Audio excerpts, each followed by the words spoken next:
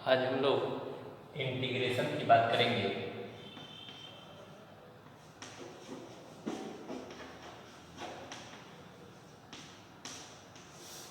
हम लोगों का डिफरेंशिएशन कंप्लीट हो चुका है। डिफरेंशिएशन हम लोग पूरा पढ़ चुके हैं।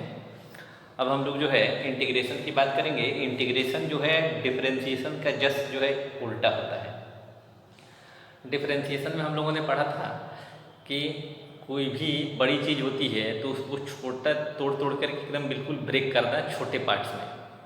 अब वही कहानी है कि जो छोटे छोटे पार्ट्स हैं उन सबको अगर ऐड कर दें तो आपका जो है बन जाएगा इंटीग्रेशन।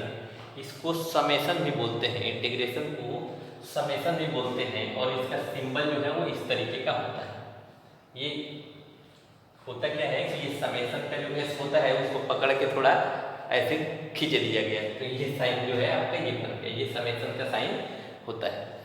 तो आप लोगों को फार्मूला बहुत सारा हमने भेजा हुआ था, तो आप उस सारे फार्मूले को शायद मेमोराइज कर लिए होंगे। अगर नहीं किए होंगे तो उसको कर लीजिएगा, क्योंकि बिना फार्मूला का ये लगेगा नहीं। जिसकी ट्रिगोनोमेट्री थोड़ी सी वीक है वो थोड़ा सा अपने ट्रिगोनोमेट्री पे काम करेगा, क्योंकि इसमें मैक्सिमम चीज़ें ट्रिगोनोमेट्रिक ही होगा। तो ट्रिगोनोमेट्रिक फार्मूले, सारे रेशियोज कैसे कन्वर्ट करना है एक फार्मूले से दूसरे फार्मूले में, ये सारी चीज़ें आपको आनी चाहिए, तब आपको ये बहुत इजी लगने लगेगा।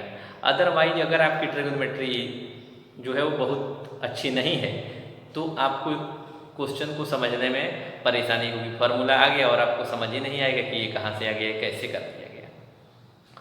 अब इसमें जो है हम लोग एक फार्मूले की बात करें, बहुत सारा फार्मूला हम लोगों ने दिया था, लेकिन एक छोटे से फार्मूले की बात करते हैं। इस फार्मूले पे बेस्ट क्वेश्चन लगाते हैं।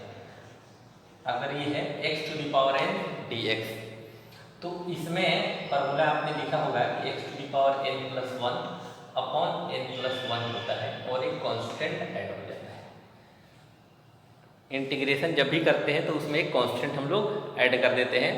बाय डिफ़ॉल्ट क्वेश्चन में आंसर में दिया हुआ है या नहीं दिया है, नहीं दिया है तो भी वो बाय डिफ़ॉल्ट रहता है, दिया है तो बहुत अच्छी बात, नहीं दिया है तो भी कोई बात नहीं है, वो आप समझ लीजिएगा एक कांस्टेंट होता है। ये डिफरेंशिएशन का जस्ट उल्टा होता है, इस बात को याद रखिएगा।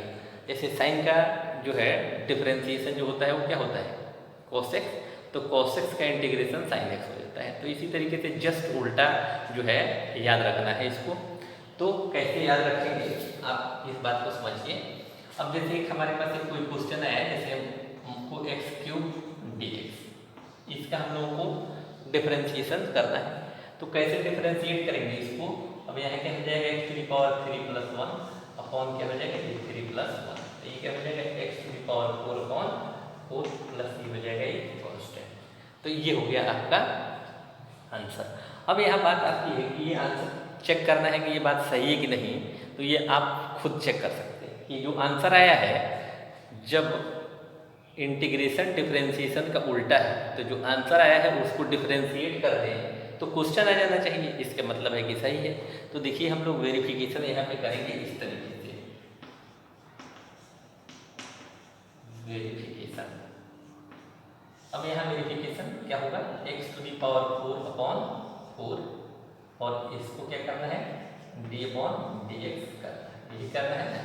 तो ये 1/4 जो है कांस्टेंट है, ये बाहर आ गया, और d to the power x upon dx, तो ये क्या हो गया 1/4। इसमें क्या होता था, पावर आगे जाता था और इसमें से एक पावर में से माइनस करता। देखिए 4 कैंसिल, ये देखिए x³ आ गया। ये क्वेश्चन नहीं आ गया कि नहीं आ गया, ये देखिए ये क्वेश्चन ही आपका आ गया।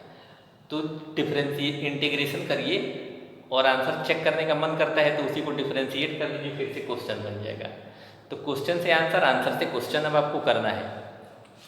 समझ में आ रहा है। पहले जो हम लोग चले थे डिफरेंशिएशन में, अब उसी को उल्टा चलिए। अब क्वेश्चन से जो आंसर मंगाए थे अब वैसा ही आंसर दिया हुआ होगा, अब उससे आपको क्वेश्चन करना है, मतलब आप उसका इंटीग्रेशन करेंगे तो आपका वो डिफरेंशिएशन आ जाएगा।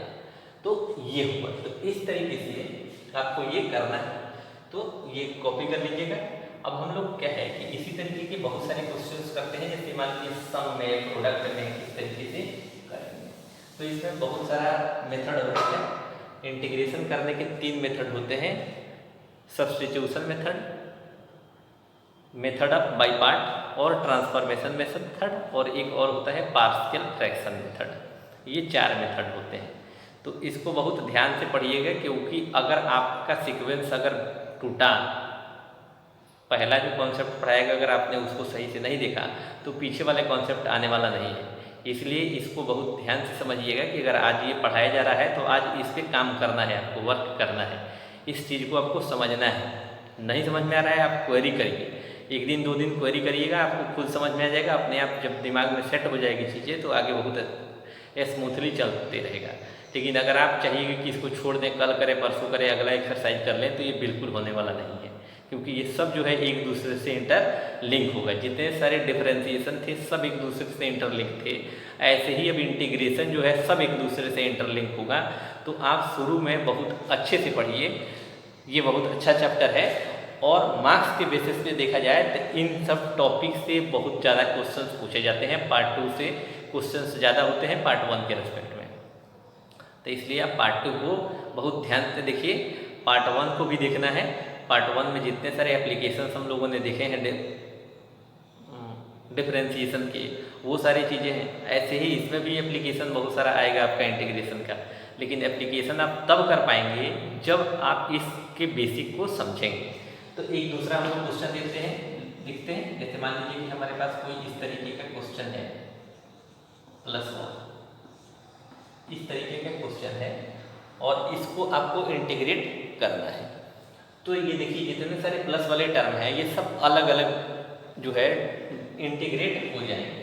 तो इसको हम लोग लिख सकते हैं, ये +2 यहाँ कांस्टेंट होता है, तो कांस्टेंट इसमें भी बाहर ही आ जाता है, तो ये बाहर आ गया। और यहाँ 1 है तो ये 1 dx हो जाएगा, 1 तो लिखने की जरूरत है नहीं। अब इसका डिफरेंशिएशन करेंगे इंटीग्रेशन, तो ये आ जाएगा, ये क्या हो जाएगा, इतना अपॉन 2 हो जाएगा। और ये यहाँ कुछ नहीं है तो यहाँ x⁴0 है, तो यहाँ क्या हो जाएगा, x हो जाएगा, क्योंकि x⁴0 + 1 तो 1 अपॉन 1, तो ये आ जाएगा। और एक कांस्टेंट आपका तो रहेगा, यहाँ कटेगा तो काट लीजिएगा, अदरवाइज कोई दिक्कत नहीं है। तो x⁴/4 + x² + x + c, ये हो गया आपका आंसर आ गया। अब इसको भी वेरीफाई करके देख लीजिए, इसको भी वेरीफाई करके देख लीजिए। नॉर्मली आपको वेरीफाई करा दे रहा हूँ कि 1/4 बाहर आ जाएगा, 1/4 बाहर आ जाएगा, और इससे करेंगे तो ये आ जाएगा 4x³। तो ये 4 से 4 कैंसिल हो जाएगा, तो ये आ जाएगा x³, देखिए x³ आ गया। इसके करेंगे तो क्या आ जाएगा 2x², ये 2x² नहीं, ये हो जाएगा 2x, क्योंकि एक पावर आ गई, देखिए 2x आ गया। और ये x का क्या हो जाएगा, ये x का डिफरेंशिएशन 1 होता है, तो देखिए 1 हो गया। कांस्टेंट का डिफरेंशिएशन 0 होता है, तो 0 का कोई मतलब लेना देना नहीं है। तो ये देखिए इस तरीके से आप आराम से कर सकते हैं। तो ये तो रही आपकी अलजेब्रा के बेसिस पे। ऐसे ही आप जो है फॉर्मूला बेस्ड क्वेश्चन होता है, जैसे e⁴x dx, तो इसका इंटीग्रेशन e⁴x ही हो जाता है ना, क्योंकि इसका डिफरेंशिएशन भी वही होता है और इंटीग्रेशन भी वही होता है। लेकिन अब जैसे क्वेश्चन अगर आ जाए e⁴2x और ये आ जाए dx, तो इसको अगर करना होगा तो e⁴2x, याद रखिएगा कि जब हम लोग डिफरेंशिएशन करते थे तो ये इनटू में चला जाता था। अब यहाँ क्या होगा, ये डिवाइड में चला जाएगा, यहाँ x का जो कोफिशिएंट होगा वो डिवाइड हो जाएगा प्लस कांस्टेंट, ये आपको हो जाएगा, आंसर आ जाएगा। तो आप इस तरीके से क्वेश्चन की आराम से प्रैक्टिस करिए। एक्सरसाइज 7.1 के सारे क्वेश्चंस लगाइए। कल हम लोग अगले क्लास में जो है हम लोग इस पे क्वेश्चंस और करेंगे। तब तक जो है आप इसको आराम से करते रहिए, प्रैक्टिस करिए, जितना करिएगा उतना अच्छा रहेगा। फिर अगर डाउट होता है तो फिर हम लोग देखते हैं। Thank you.